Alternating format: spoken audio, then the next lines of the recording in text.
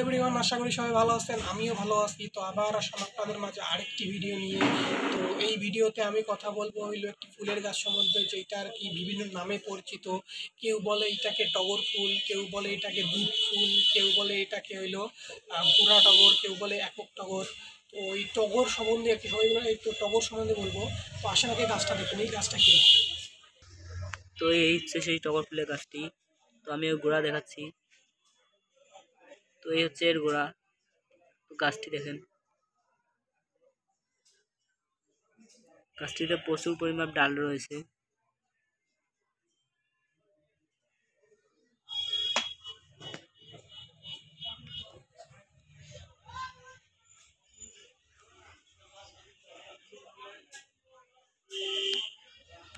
তো গাছটি দেখতেছেন।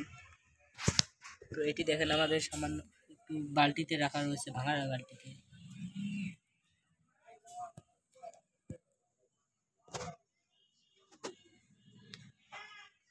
তো আমি গাছের ডালগুলো দেখাচ্ছি। এই হচ্ছে সেই ডাল, এখানে প্রচুর ডাল রয়েছে, এই দেখেন।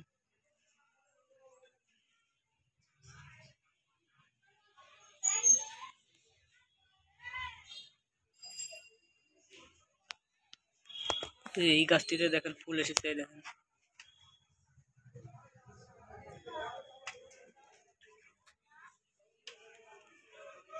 এখানে অবশ্যই মাটি দিয়ে সার দিয়ে কাটতে হবে। দেখেন আমরাও মাটি দিয়েছি, সার দিয়েছি।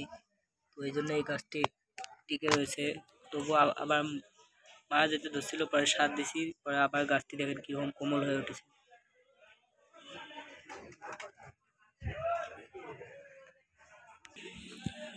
তো এই হচ্ছে এর ফুলের ছোট ছোট কলি বলতে এই যে এটি।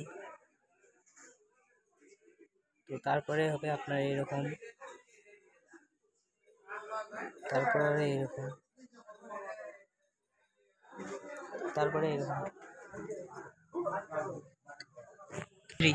গাছটি দেখলেন, এই গাছের কিছু আর কি ঔষধি গুণ আছে। আমি ঔষধি গুণ সম্বন্ধে বলবো কিছু। টগরের মূল ও শেকড় ওর ওষুধে ব্যবহৃত হয়। যে মূলটা শেকড় ওষুধে ব্যবহার হয়, শেকড় তেতো ও কটু স্বাদের। তো এতে কৃমি ও চুলকানি দূর হয়। ঘামাচিতে টগরের কাঠ ঘষে প্রতিদিন চন্দনের মতো গায়ে মাখলে উপকার হয়। অনেকে টগরের কাঁচা ডাল চিবিয়ে দাঁতের অসুখ সারায়। তো একটা গাছ আগা থেকে গোড়া পর্যন্ত সবগুলো আর কি ওষুধে কাজে লাগে। পাতা কাজে লাগে, আপনার গোড়া কাজে লাগে, তারপর ডাল কাজে লাগে। তো এটা হলো ওষুধের। কী কী ওষুধ সেটা তো বললাম, কৃমি, চুলকানি, ঘামাচি এবং দাঁতের ওষুধ, যে দাঁতের মাড়ির ওষুধগুলো আছে ওগুলো সবগুলো এই টগরের ফুলের মাধ্যমে ছড়ায়, মানে ভালো হয়।